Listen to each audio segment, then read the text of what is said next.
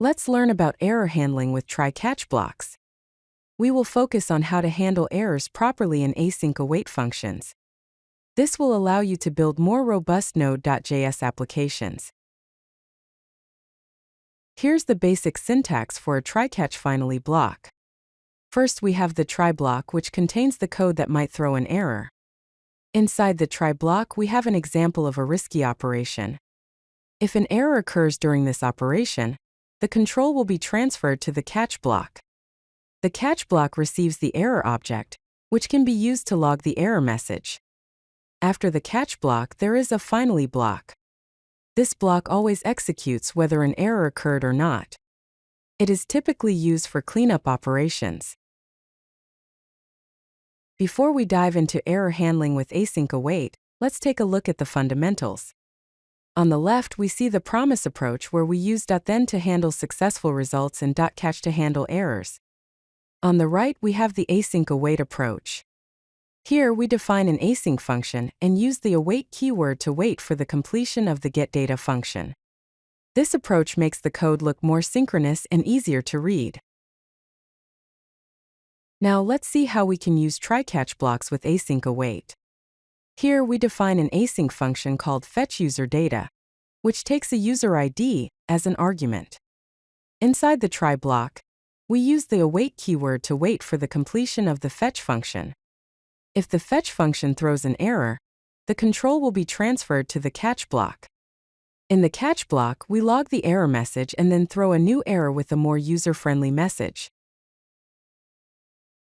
Let's discuss how to handle multiple async operations within a try-catch block. Inside the try block, we are awaiting the results of 3 different asynchronous functions: fetchUser, fetchProfile, and fetchSettings, all using the same user ID. Once all the operations are complete, we return an object containing the results.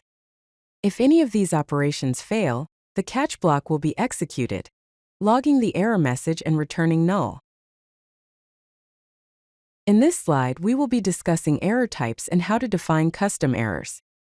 To define a custom error, we can create a class that extends the built-in error class. In this example, we define a validation error class with a constructor that takes a message and a field. We set the name property to validation error and the field property to the provided field. In the try block, we throw a new validation error with a message and a field. In the catch block, we catch the error and log the error name and message.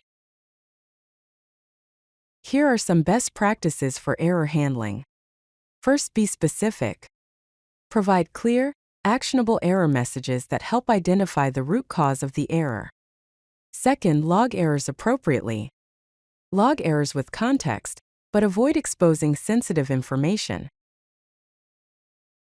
Let's consider a real-world example of how to use try-catch blocks with async await. We define an async function called saveUserProfile, which takes a user ID and profile data as arguments. Inside the try block, we first validate the input. If the user ID is missing, we throw an error. Then we perform a database operation to update the user profile. If the database operation is successful, we return an object with a success flag set to true and the result data. If any error occurs, the control will be transferred to the catch block, where we log the error and return an object with a success flag set to false and the error message. Here are some common mistakes to avoid when handling errors. First, avoid silent failures. Never ignore errors or catch them without proper handling. Second, avoid exposing secrets. Avoid logging sensitive data like passwords or API keys in error messages. If you like this video, hit that like button and don't forget to subscribe. Visit CodeLucky.com for more such useful content.